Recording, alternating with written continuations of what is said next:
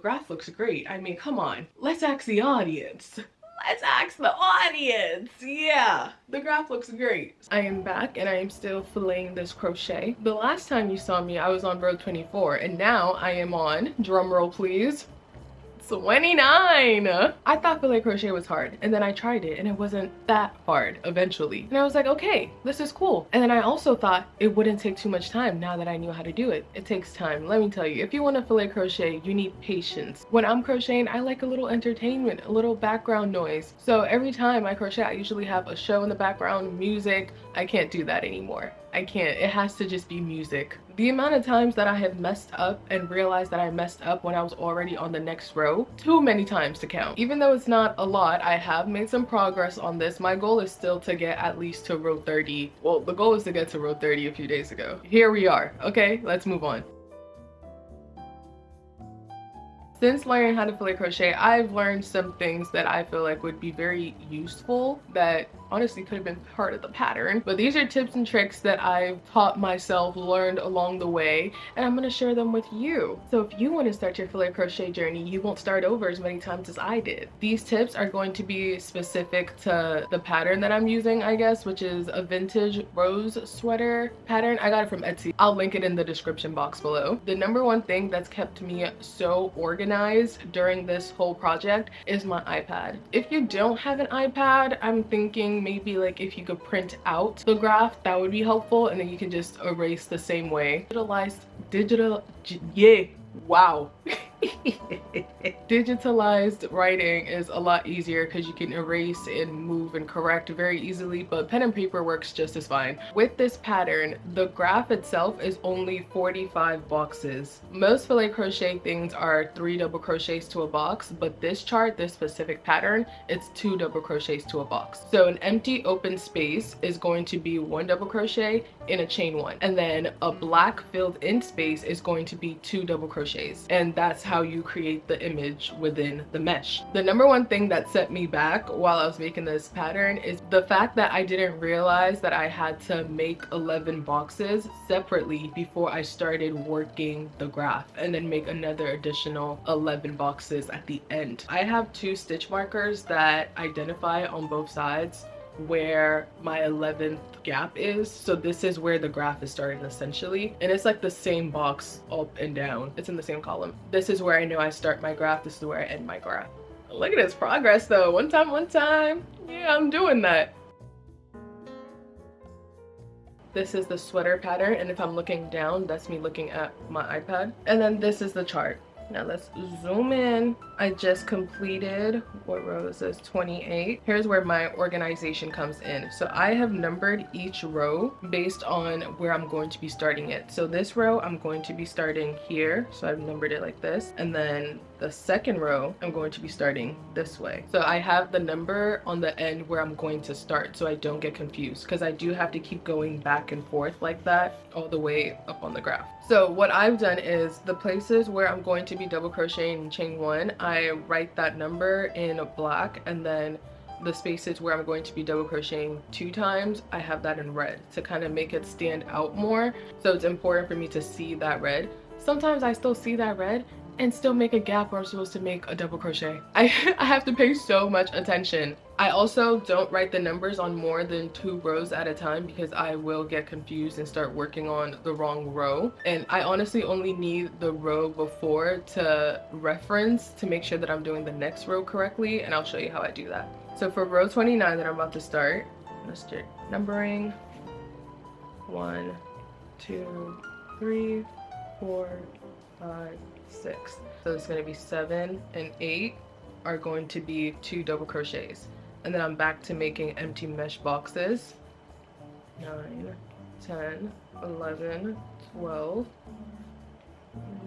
And there will obviously always be 45.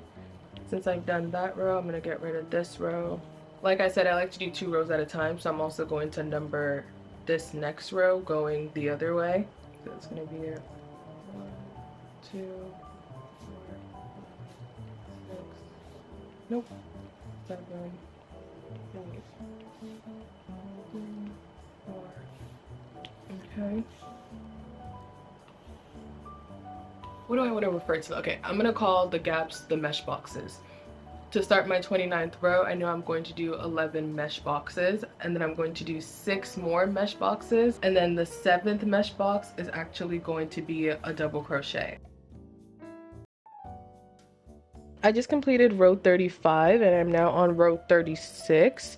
So I'm going to show you guys how I actually go through a row. I don't know if I'm going to do the entire row, but I'll at least show you halfway so you understand my process. I just went this way with row 35 and I ended with the 45th box. Now to turn my work, I'm going to chain 4, 2, 3, 4. The chain 3 here counts as a double crochet, so the 4th chain is the chain 1, and now I'm going to double crochet into this first double crochet here.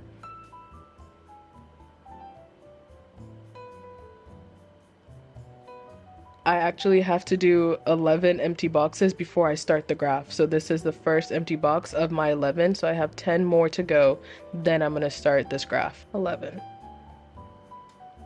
And then since I'm starting the graph at the same place every time, this 11th stitch should fall right in line with all the other 11s. So this is where I make sure that that's right. This is a stitch marker that I use to mark that. Now I'm going to start with 9 empty boxes because that's what my graph says. So chain 1 and double crochet, and that's 1 empty box. 1, 2, 9.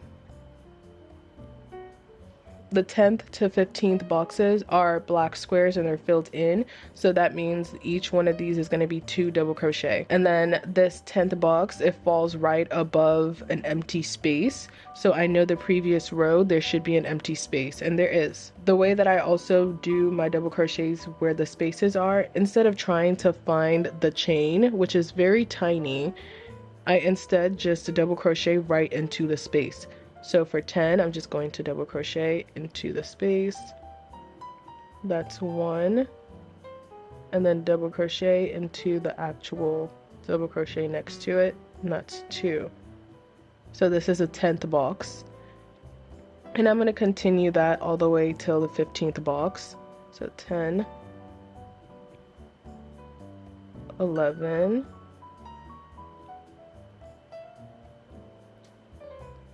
12,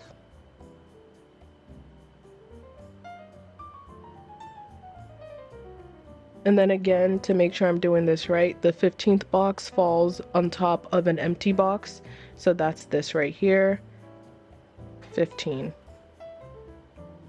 And that's just how I make sure that I'm doing it right, or at least I'm following the graph correctly.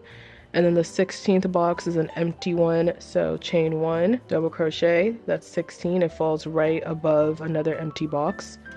And then from the 17th to the 23rd box, it's going to be 2 double crochets, and it's directly above all double crochets. 17,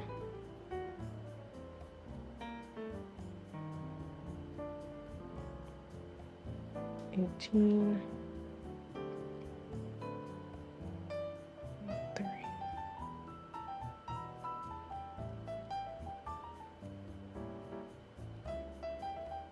Okay, let me just make sure I did that right.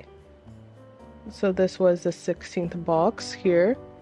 This is 1, 2, 17, 1, 2, 18, 19, 20, 21, 22, 23. The 24th and 25th box are empty. So chain 1, double crochet. That's 24, chain 1 and double crochet. That's 25. And then 26 is a filled in box, so that's 2 double crochet.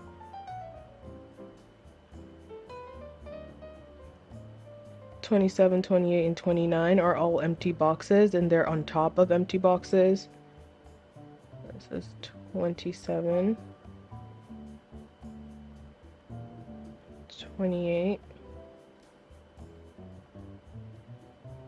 29, 30 is a filled in box.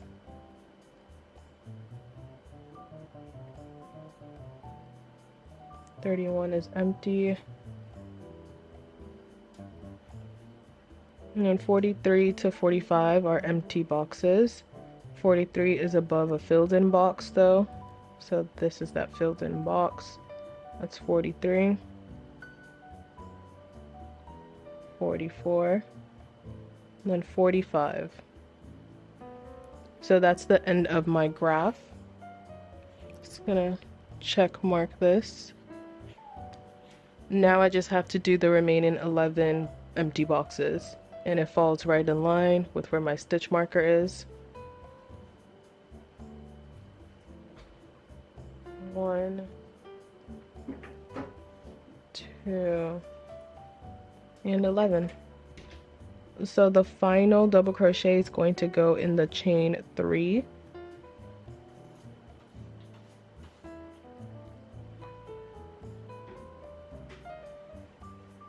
This is going to be my last update on this Filet project while I'm in London.